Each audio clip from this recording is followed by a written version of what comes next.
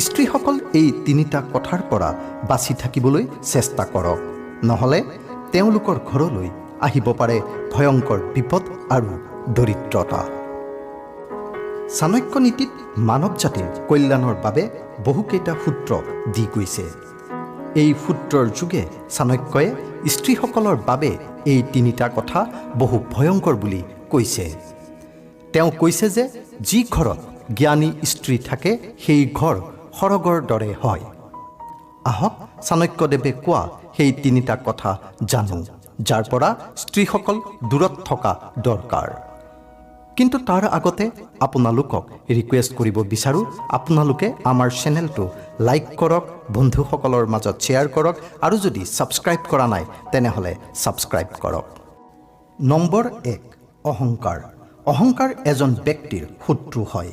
চাণক্যৰ মতে সকলো স্ত্ৰী এই অহংকাৰ মনোভাৱৰ পৰা আঁতৰি থাকিব লাগে।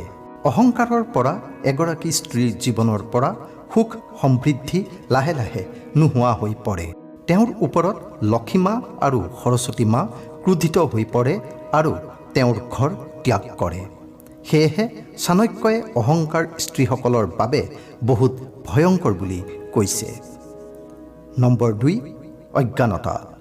অজ্ঞানতা স্ত্ৰীসকলৰ বাবে আন এক বিপদ।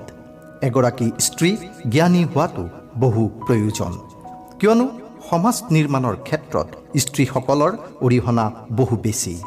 শিক্ষা আৰু জ্ঞানেৰে পুষ্ট স্ত্ৰীসকলেহে সমাজক নতুন দিশ দিব পাৰে আৰু ঘৰখনলৈ সুখ শান্তি কঢ়িয়াই আনিব পাৰে।